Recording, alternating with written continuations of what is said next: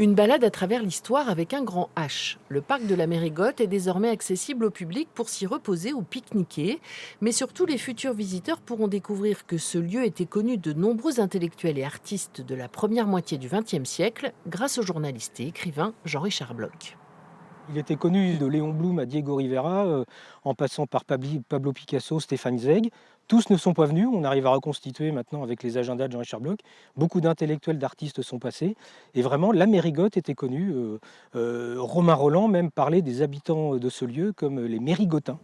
Pour en savoir plus, il suffit de s'intéresser à la trentaine de panneaux qui résument les grandes lignes de l'histoire de cette famille, depuis la naissance du journal L'Effort par Jean-Richard Bloch jusqu'à la création du journal Ce Soir.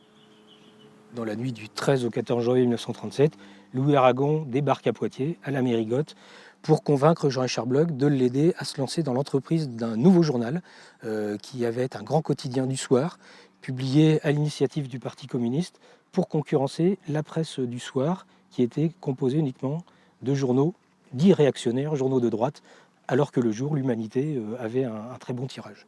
On apprend ici que Marguerite, l'épouse de Jean-Richard Bloch, a aussi eu un rôle très important, comme sa fille, résistante dès la première heure, qu'il a payée de sa vie.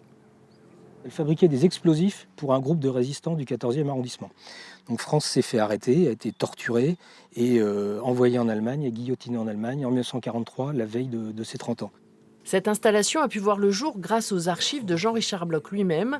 Tous ses écrits, ses courriers ont été sauvés pendant qu'il était en exil en Russie au cours de la Seconde Guerre mondiale, d'une façon étonnante. La maison est occupée par un officier de la Wehrmacht qui va y habiter pendant presque 2 ans. Et il va fermer ce bureau, personne ne va y avoir accès, il va protéger l'intégralité des documents qui sont dans la maison. C'est pour ça qu'aujourd'hui, nous avons tout le mobilier qui appartenait à Jean-Richard Bloch, mais également tout son fonds, les 12 000 livres qui sont dans les fonds à la médiathèque. Tous les objets, les albums photos, etc., ont été préservés par cet officier de la Wehrmacht, autrichien, francophile et beaucoup plus littéraire que nazi.